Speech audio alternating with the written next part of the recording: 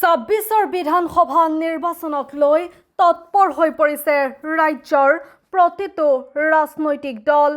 ভাৰতীয় জনতা পাৰ্টিয়ে ৰাজ্যখনৰ ঠায়ে ঠায়ে যোগদান সভা অনুষ্ঠিত কৰি নিৰ্বাচনী তৎপৰতা বৃদ্ধি কৰিছে। নলবাৰী জিলাৰ ৩৮ নং বৰক্ষেত্ৰী বিধানসভা সমষ্টিত ভাৰতীয় জনতা পাৰ্টিয়ে প্ৰতিদিনাই যোগদান সভা অনুষ্ঠিত কৰি সাংগঠনিক ভেটি শক্তিশালী কৰি তুলিছে। সমষ্টিটোৰ দৌলাশালত আজি সন্ধিয়া ভাৰতীয় জনতা পাৰ্টি পশ্চিম বৰক্ষেত্ৰী ধৰ্মপুৰ মণ্ডলৰ উদ্যোগত যোগদান কাৰ্যসূচী অনুষ্ঠিত হয়। দৌলাশাল এলট চুবুৰীত থকা ত্ৰিবেদী মণ্ডল পৰ্যায়ৰ সংগঠনৰ কাৰ্যালয়ত অনুষ্ঠিত যোগদান সভাত ভাৰতীয় জাতীয় কংগ্ৰেছ আৰু অসম জাতীয় পৰিষদৰ ৩৫গৰাকী নেতাকৰ্মীয়ে ভাৰতীয় জনতা পাৰ্টিত যোগদান কৰে।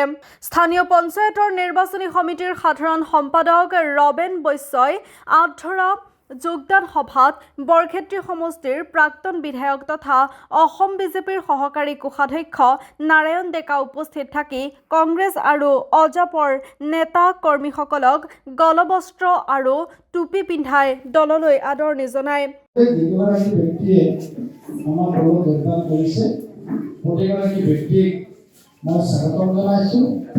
অভিনন্দন জনাইছো আৰু আমাৰ দলৰ কাৰ্যকৰ্তাসকলক কৈছোঁ এইসকল ব্যক্তিক লগত লৈ অনাগত দিনত আমি দৌলাশালতো সাংগঠনিক ভেটিও আমি সুদৃঢ় কৰিম আৰু সমাজৰ সকলো কাম কাজ আমি একেলগে আগুৱাই লৈ যাম।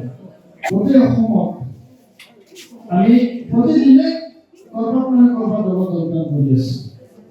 কিয় কৰি আছোঁ যে যোৱা ৫টা বছৰ মুখ্যমন্ত্ৰী মহোদয়ে যি ধৰণে দেশৰ কাৰণে কাম কৰিছে, যি ধৰণে ৰাজ্যখনৰ কাৰণে কাম কৰিছে, যি ধৰণে আমাৰ সমাজৰ সকলো স্তৰৰ কথা চিন্তা কৰিছে, সেইজন মুখ্যমন্ত্ৰীৰ প্ৰতি আকৃষ্ট হৈ আৰু বিশেষকৈ যিসকল ব্যক্তিৰ ৰাষ্ট্ৰৰ প্ৰতি প্ৰেম আছে, যিসকল ব্যক্তিৰ আমাৰ জাতিৰ প্ৰতি প্ৰেম আছে, যিসকল ব্যক্তিৰ সনাতন সংস্কৃতিৰ প্ৰতি অটল বিশ্বাস আছে, যিসকল ব্যক্তিৰ স্বাভিমান আছে, সেই ব্যক্তি এতিয়া কংগ্ৰেছ কৰিব নোৱাৰে।